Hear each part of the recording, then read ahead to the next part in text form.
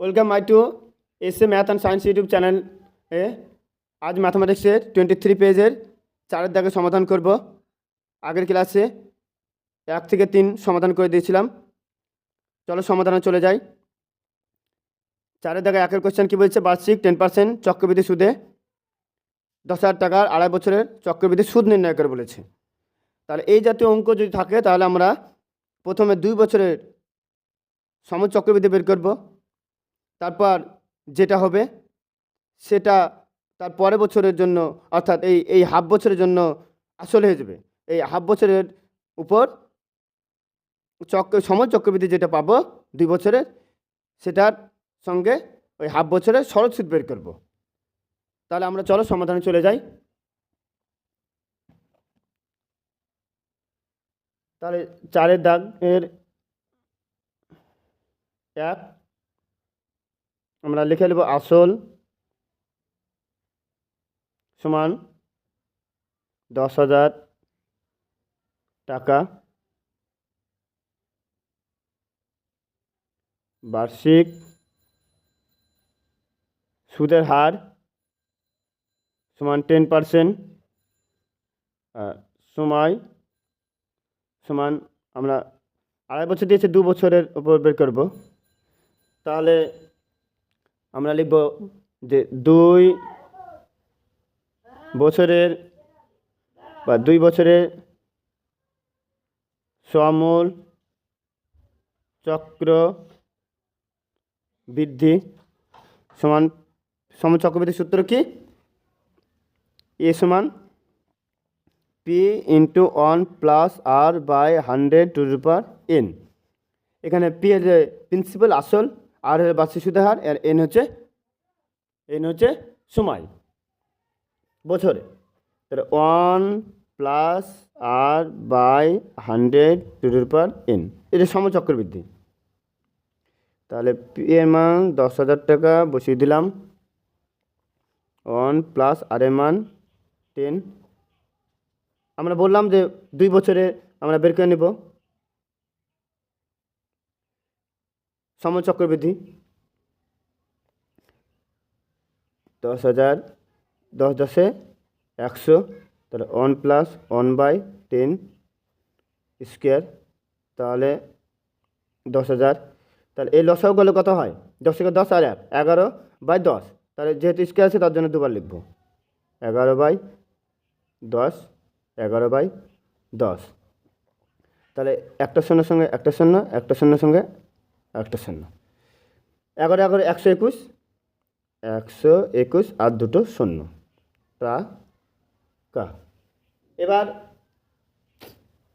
কী লিখব? তাহলে এটাই ওই হাফ বছরের জন্য আসল হয়ে যাবে। তাহলে লিখব যে 2 বছরের শেষে মূলধন, 2 বছরের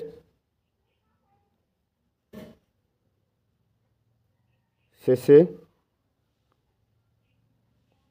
মূলধন 12,100 টাকা। এবার লিখব কি, যে পরবর্তী হাফ বছরের সুদ সমান PRT/100 PRT/100 সরল সুদ এটা। তাহলে 12,100 গুণিত আর এর মান 10%, আর হাফ বছর এটা 100 সূত্রের সঙ্গে পাই, আর এর তো টাকা। ঠিক আছে? তাহলে এই শূন্যের সঙ্গে এই দুটোর সঙ্গে সঙ্গে এই দুটোর সঙ্গে কেটে দিলাম। ঠিক আছে? তাহলে অ্যাকচুয়ালি 5 10 5 2 10, তাহলে এটা গুণ করলে 5 কে 5 আর 5 12 60, 605 টাকা। এবার লিখব যে 2.5 বছরের সুদ, অর্থাৎ মোট সুদ, অতএব মোট সুদ সমান কত? এটা সমচক্রবৃদ্ধি 12,100 টাকা, আর ছিল আসল কত 10,000 টাকা। তাহলে 12,100 টাকা থেকে যদি 10,000 বিয়োগ করা যায় তাহলে কত 2,100 টাকা। তাহলে ওখান থেকে সুদ 2,100 টাকা প্লাস 650 টাকা। তাহলে মোট সুদ কত হয়েছে 2,705 টাকা। অতএব লিখে দেব যে 10,000 টাকার আড়াই বছরের চক্রবৃদ্ধি সুদ 2,705 টাকা। দেখো ভালো করে তোমরা দেখে করে নেবে। তারপর 2 নম্বর অঙ্ক কি বলছে? 2 নম্বর অঙ্ক বলছে যে এক্স স্কোয়ার, দেখো এটা x square plus x plus 1 সমান 0 সমীকরণের বীজগুলির বর্গ যে সমীকরণ সে বীজ তা হলো x square plus x plus 1 সমান 0। তার মানে সেই সমীকরণ নির্ণয় করো যে সমীকরণের বীজগুলি x square plus x plus 1 সমান 0 সমীকরণের বীজের বর্গ। চলো আমরা সমাধানে যাই।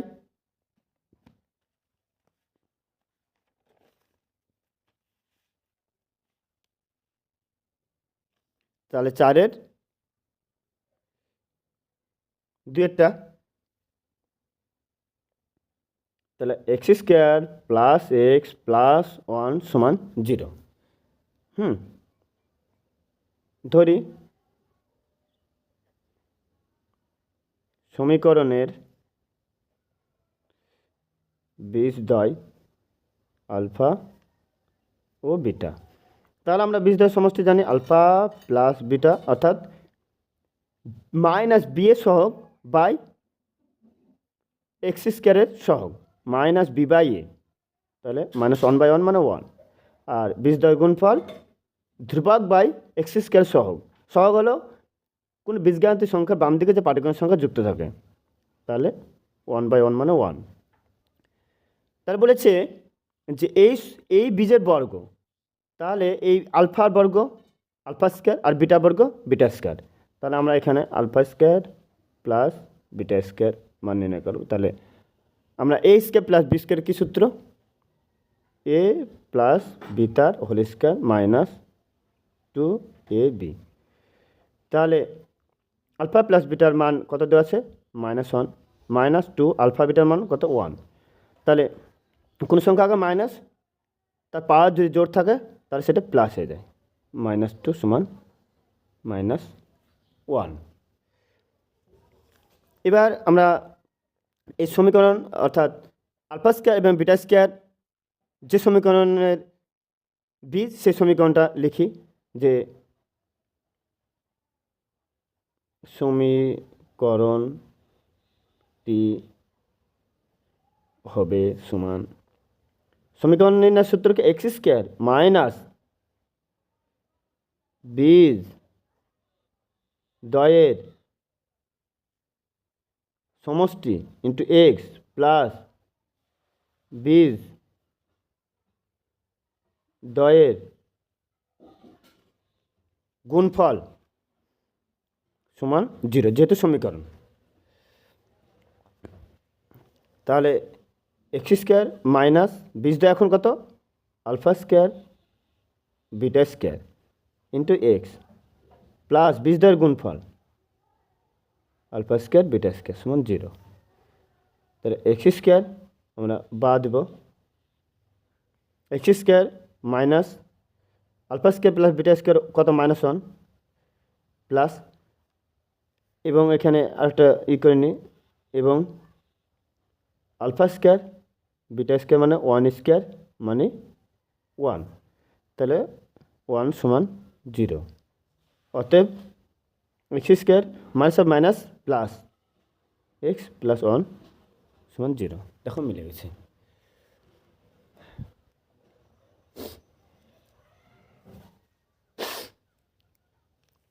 ঠিক আছে, এবার 3 নম্বর অঙ্কটা চলো চলে যাই। 3 নম্বর অঙ্কটা কি বলছে দেখো, যে এক্স প্রমাণ কথা বলেছে, তাহলে এখানে প্রমাণিত লিখে দেবা,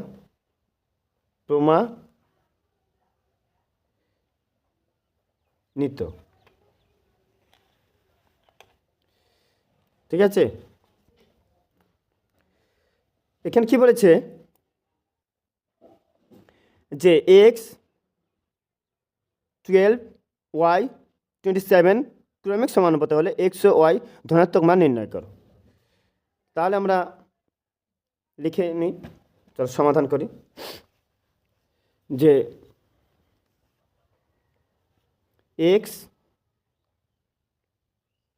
12 ওয়াই 27, তাহলে ক্রমিক সমানুপাতি বলেছে, তাহলে আমরা প্রথমে এই তিনটে নেব, এক্স 12 ওয়াই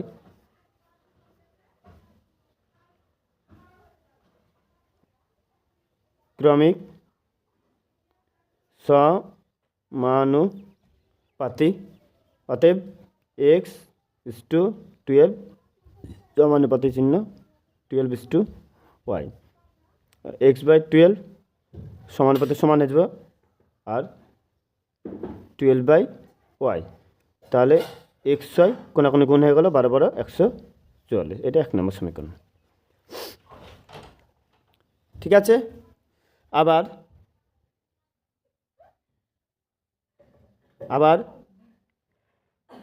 12 ওয়াই 27 ক্রমিক সমানুপাতি, ক্রমিক সমানুপাতি,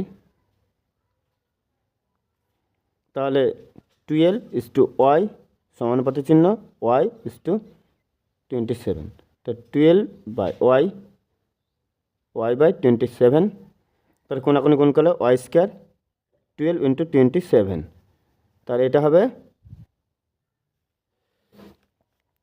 324 অর্থাৎ 324, তাহলে ওয়াই এদিকে স্কোয়ার থাকলে ওদিকে যায় রুট হয়ে যায়, 18 18 324। ঠিক আছে, এবার এটা 1 নম্বর সমীকরণে আমি ওয়াইয়ের মান বসিয়ে দেবো, এক্স ইন্টু 18 সমান 144, তাহলে এক্স সমান এদিকে গুণ থাকলে ওদিকে যায় ভাগ হয়ে যাবে, তাহলে 2864। ঠিক আছে, তো 4 থাকে, 8 কে 8 আর 6 14, তাহলে এটা 8, তাহলে এক্সের মান লিখে দেবো কত 8, ওয়াইয়ের মান কত লিখে দেবো 18। তাহলে দেখো এক্সের মান 8 এবং ওয়াইয়ের মান 18 এবং দুটো মানই ধনাত্মক। এবার 4-এর কোশ্চেনটা কি বলছে দেখো, 4-এর কোশ্চেনটা বলছে যে যৌগিক ভেদে উপপাদ্যটি বিবৃত করো, 4-এর দাগের কোশ্চেন। ঠিক আছে, তো 4-এর দাগে আমরা যৌগিক ভেদে উপপাদ্যটি তাহলে বিবৃত করি।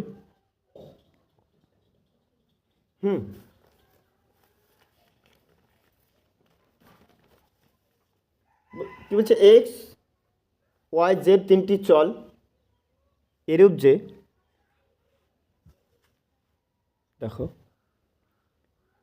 এক্স ওয়াই জেড এ রূপ তিনটি চল,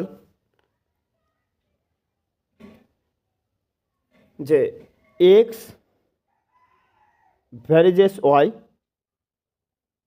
যখন জেড ধ্রুবক, যখন জেড ধ্রুবক এবং এক্স ভ্যারিজেস জেড যখন ওয়াই ধ্রুবক, তাহলে x varies y z, x varies y z হবে যখন ওয়াই কমা জেড উভয় পরিবর্তিত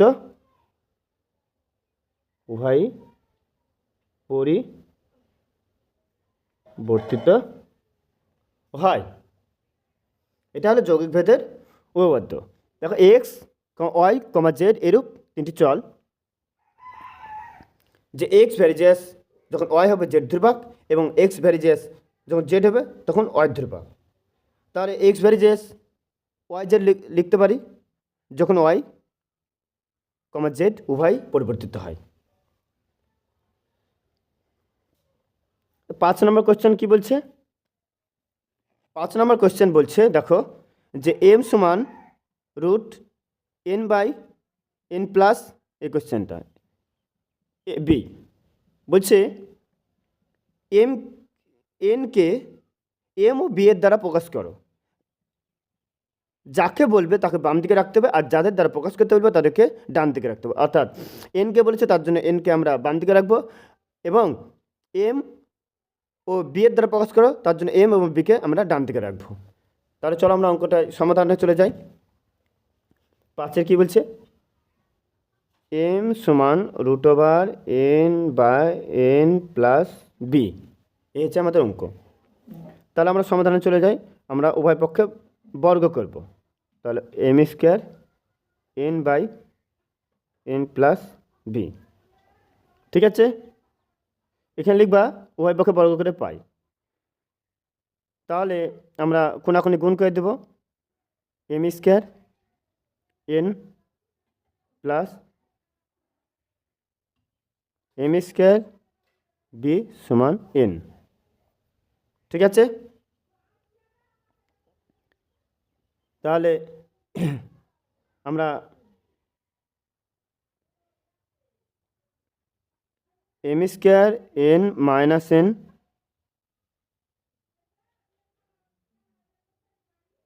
সমান আমরা মাইনাস এম স্কোয়ার বি লিখতে পারি, ঠিক আছে।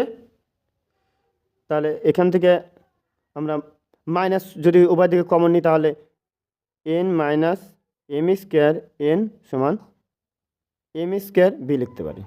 এখান থেকে এন কমন যাবে, তাহলে 1 মাইনাস এম স্কোয়ার বি, অতএব এন সমান m square B by 1 minus m square. এটাই হলো এনকে এম ও বি এর আকারে প্রকাশ। এটা হলো এনকে, দেখো এন বাম দিকে, এম এবং বি ডান দিকে। চলো 6 দাগের কোয়েশ্চেন কি বলছে? 6 দাগের জ্যামিতি বলেছে যে এবিসি এর পরিকেন্দ্র ও এবং কোণ বিএসি 85 ডিগ্রি এবং কোণ বিসিএ 55 ডিগ্রি। তাহলে কোণ ও এ সি এর মান নির্ণয় করো।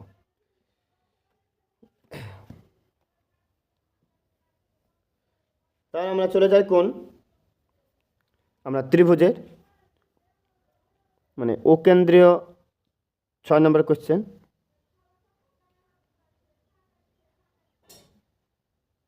একটা বৃত্ত যেটা বলেছে যা পরিকেন্দ্র ও বলেছে, একটা ত্রিভুজ, একটা ত্রিভুজ, ঠিক আছে। যে ত্রিভুজের আমরা নাম দেব এ বি সি। আমরা ও কেন্দ্রের সঙ্গে আমরা এটা যোগ করব, ঠিক আছে। সি এবং অর্থাৎ কেন্দ্রের সঙ্গে সি এবং ও শীর্ষবিন্দু যোগ করব। দেওয়া আছে কোণ বি এ সি 85 ডিগ্রি, কোণ বি সি এ দেওয়া আছে 55 ডিগ্রি। আমরা জানি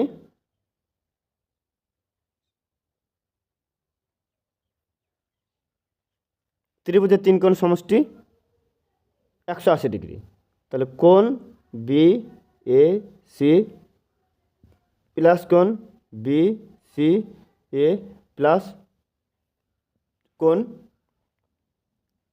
এ বি সি সমান 180 ডিগ্রি। কোণ বিএসি ও কোণ বিসি এর মান দেওয়া আছে। তাহলে কোণ এ বি সি সমান 180 degree minus 85 degree plus 55 degree. তাহলে 180 ডিগ্রি মাইনাস 5 5 10, 0 হাত থেকে 1, 8 আর 5 কত 13 আর 1 14, 140 40 ডিগ্রি। ঠিক আছে, তাহলে এই কোণ এই যে কোণ এবিসি এটা হলো 40 ডিগ্রি। আমরা জানি যে এক চাপ এক বৃত্তাংশে অবস্থিত কেন্দ্রস্থ কোণ পরিস্থ কোণের দ্বিগুণ। তাহলে এটা হলো কেন্দ্রস্থ কোণ। তাহলে এখানে কেন্দ্রস্থ কোণ কোণ এ ও সি এবং বৃত্তস্থ বা পরিধিস্থ কোণ কোণ এ বি সি। তাহলে কেন্দ্রস্থ কোণ পরিধিস্থ কোণের সর্বদাই কি দ্বিগুণ। তাহলে 2 × 40 ডিগ্রি সমান 80 ডিগ্রি। আবার আমরা জানি এই যে ত্রিভুজ দেখছো, ত্রিভুজ এ ও সি, এই 3 কোণ সমষ্টি 180 ডিগ্রি এবং এটাও ব্যাসার্ধ এটাও ব্যাসার্ধ। তাহলে এটা একটা সমদ্বিবাহু ত্রিভুজ। তাহলে এই কোণের মান যা হবে এই কোণের মানও তাই হবে। তাহলে ত্রিভুজ এ ও সি থেকে আমরা পাই বা লিখতে পারি। ঠিক আছে, তাহলে কোণ ও সি এ প্লাস কোণ ও এ সি প্লাস কোণ এ ও সি সমান 180 ডিগ্রি। দেখো এ ও সি মান পেয়ে গেছি এবং এই কোণ আর এই কোণ সমান কোণ, যে কোনো একটাতে নিয়ে দেবো। তাহলে 2 কোণ ও আমরা যেটা বের করতে বলেছি ও এ সি সমান 180 ডিগ্রি মাইনাস 80 ডিগ্রি সমান কত 100 ডিগ্রি। তাহলে কোণ ও এ সি সমান 100 ডিগ্রি বাই 2 সমান 50 ডিগ্রি। তাহলে এই কোণও 50 ডিগ্রি আবার এই কোণও 50 ডিগ্রি। বুঝতে পেরেছ? দেখো কত সোজাভাবে তোমাদের ব্যাখ্যা করে দিলাম, তোমরা ভালো করে বুঝে নেবে। তো নেক্সট কোয়েশ্চেনে চলে যাই।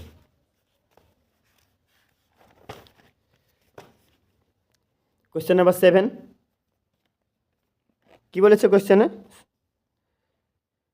ও কেন্দ্রের একটি বৃত্ত এবি ব্যাস, বৃত্তের উপরিস্থিত বা পরিধির উপর অবস্থিত একটা বিন্দু সি, তার বিও সি 120 ডিগ্রি, প্রমাণ করো যে কোণ এবিসি 30 ডিগ্রি। এটা প্রমাণ করতে হবে। 2 নম্বর প্রমাণ করতে বলেছে। তাহলে কোয়েশ্চেন 7 নম্বর, ও কেন্দ্রে একটা বৃত্ত যার এবি ব্যাস বলেই দিয়েছে, এবি ব্যাস যেটা সেন্টার দিয়ে পাস করবে, সেন্টার এটা ও কেন্দ্র, বৃত্তের অবস্থিত একটা বিন্দু কত সি নিয়েছে, দিয়ে এই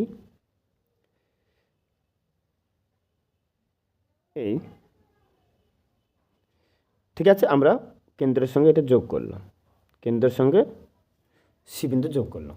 এই ছবি বুঝতে পেরেছ? এবার বলেছে কোণ বিওসি, কোণ বিওসি 120 ডিগ্রি। আমি তোমাদের জ্যামিতিটি বুঝিয়ে দিচ্ছি ভালো করে দেখো। তাহলে এটা যদি 120 ডিগ্রি হয়, ভালো করে বুঝবে, তার এটা হবে 60 ডিগ্রি। তার কারণ অন স্ট্রেট লাইন অর্থাৎ এক সরলরেখায় অবস্থিত সমস্ত কোণের সমষ্টি 180 ডিগ্রি। 120 যদি এটা হয় তাহলে এটা 60 ডিগ্রি। আবার আমরা জানি যে অর্ধ বৃত্তস্থ কোণ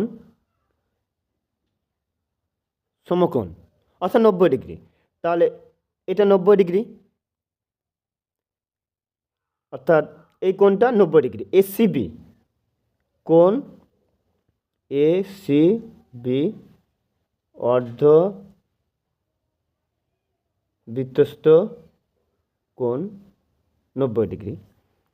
আবার ত্রিভুজ এ ও সি এর ও সি সমান ও এ সমদ্বিবাহু ত্রিভুজ, তাহলে এটার সঙ্গে এটা সমান, অর্থাৎ তাহলে কোণ এ ও সি সমান কোণ ও সি এ সমান 60 ডিগ্রি হবে। ঠিক আছে, তাহলে এই টোটাল কোণটা যদি 90 হয় তাহলে কোণ ও সি বি সমান 90 ডিগ্রি মাইনাস কত 60 ডিগ্রি, 90 ডিগ্রি মাইনাস 60 ডিগ্রি সমান 30 ডিগ্রি। ঠিক আছে, তাহলে এটা হয়ে গেল 30 ডিগ্রি কোণ ওসিবি।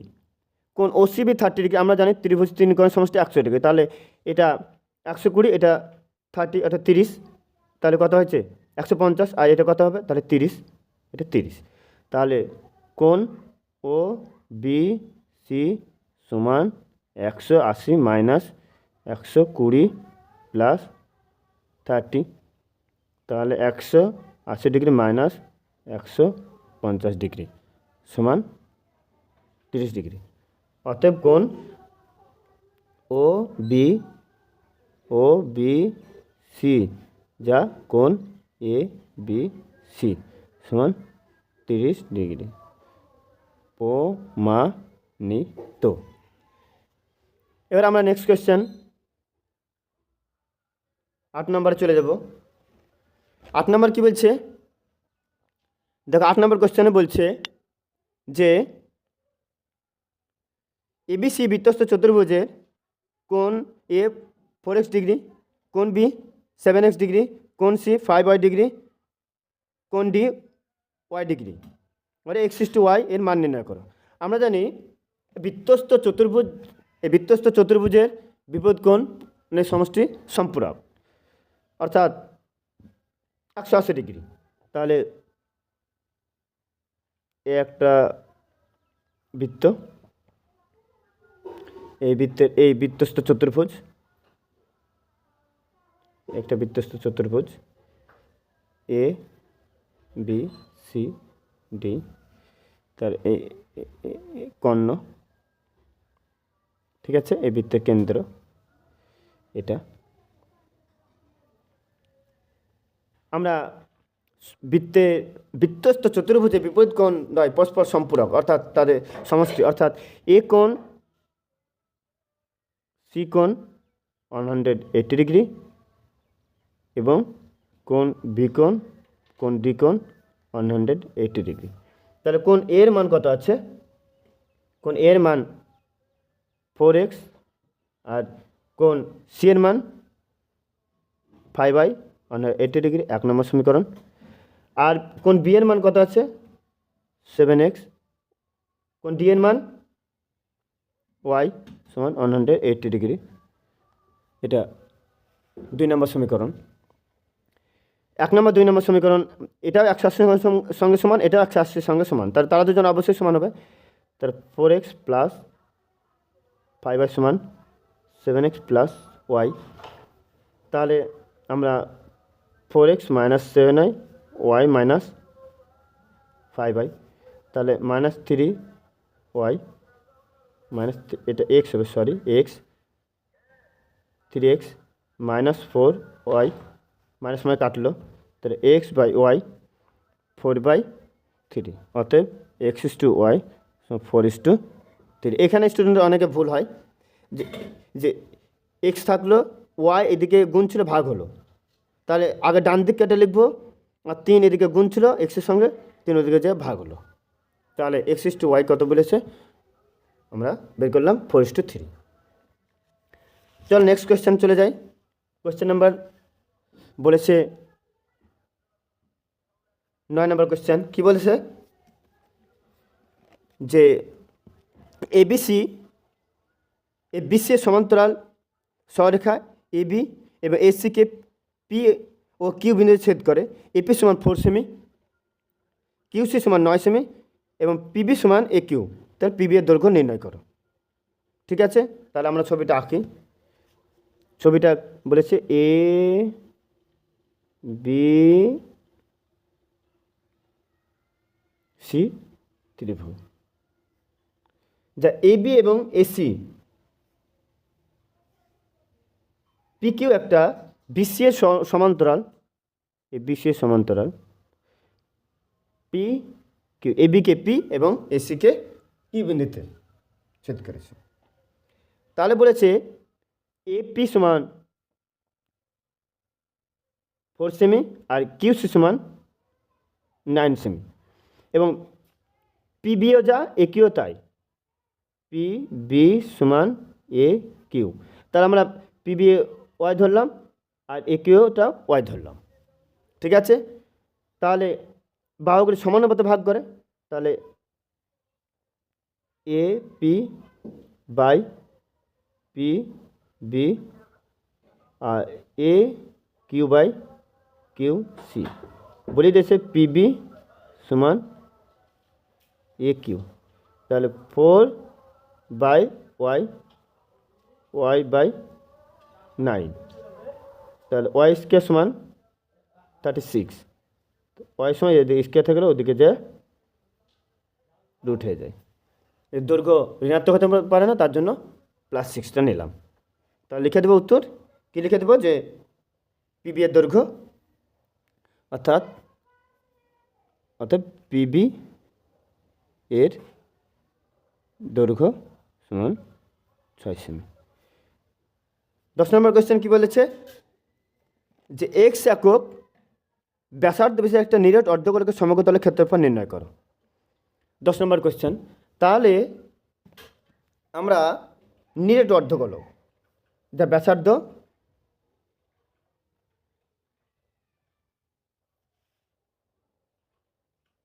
নিরেট অর্ধ গোলকের ব্যাসার্ধের দৈর্ঘ্য এক্স একক। নিরেট যে অর্ধগোলক, সেই অর্ধগোলকের ক্ষেত্রফল অর্থাৎ পার্শ্বতলের ক্ষেত্রফল 2π স্কয়ার। যেহেতু অর্ধগোলকটা নিরেট, তাই তার উপরি তলটাকে ধরতে হবে। যেমন কোনো একটা অর্ধগোলক অর্থাৎ বাটি, সে বাটিতে খাদ্যবস্তু আছে, তার উপরে তলটাকে ধরতে হবে। উপরের তলটা তাহলে বৃত্তাকার, তাহলে পাই স্কয়ার। তাহলে অর্ধগোলকের পার্শ্বতলের ক্ষেত্রফল 2π স্কয়ার, তার সমগ্রতলের ক্ষেত্রফল 2π square plus pi square 3π square. যেহেতু এখানে এক্স দিয়েছে তাই এক্স দিয়ে হবে। তাহলে অতএব নিরেট অর্ধ গোলকের সমগ্র তলের ক্ষেত্রফল 2π x square plus pi x square 3π x square বর্গ একক। 11 কোয়েশ্চেন কী বলেছে যে এক্স সমান a cos theta plus b sine theta এবং ওয়াই সমান a sine theta minus b cos theta প্রমাণ করে যে x square plus y square সমান a square plus b square. তাহলে আমরা ওই পেজে 12 দাগের 11 এবং 12 দাগ সমাধান হয়ে যাবে।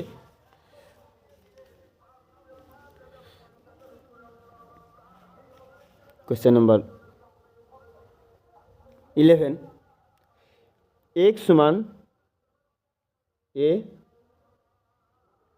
কস theta plus b sine theta, y সমান a sine theta minus b cos theta.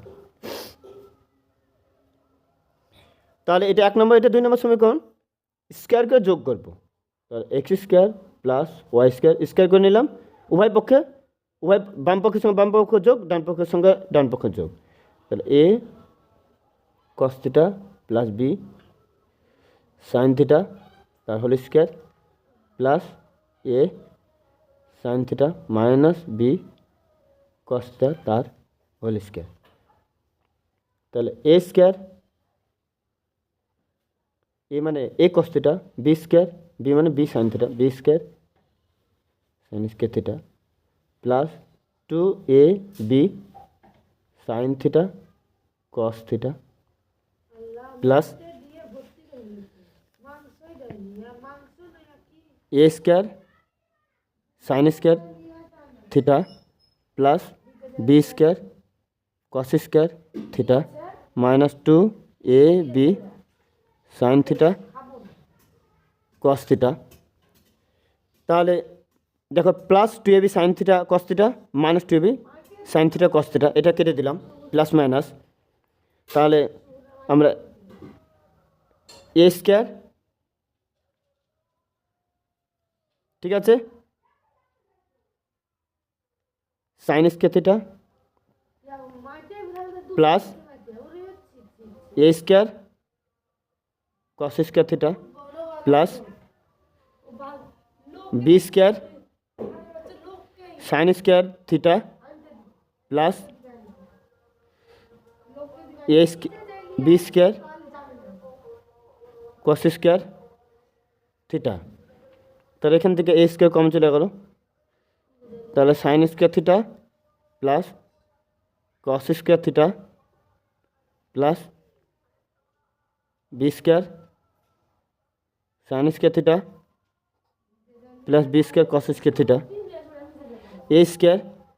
তো sine square theta plus cos square theta সমান কত 1 বি স্কোয়ার, অতএব x square plus y square. দেখো প্রমাণিত, প্রুভড।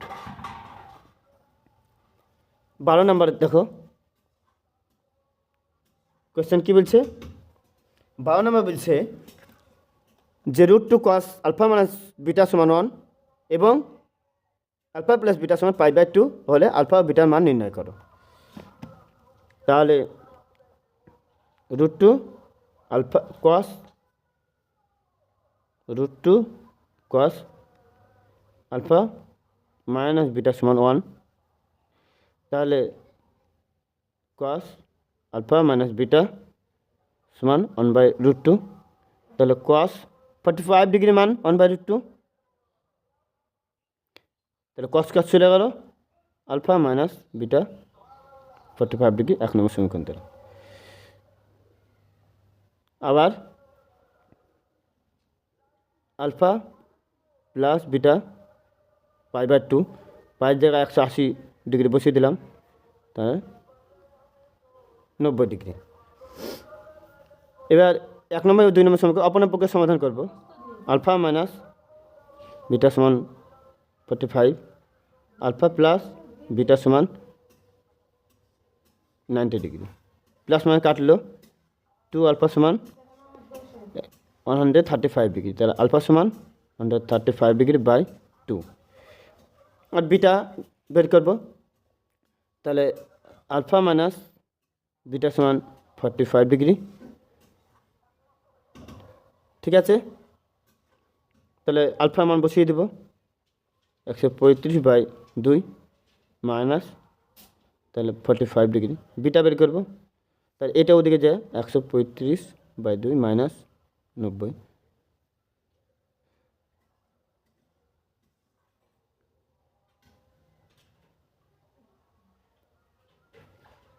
তো মাইনাস চলে আসছে, তো তাই না।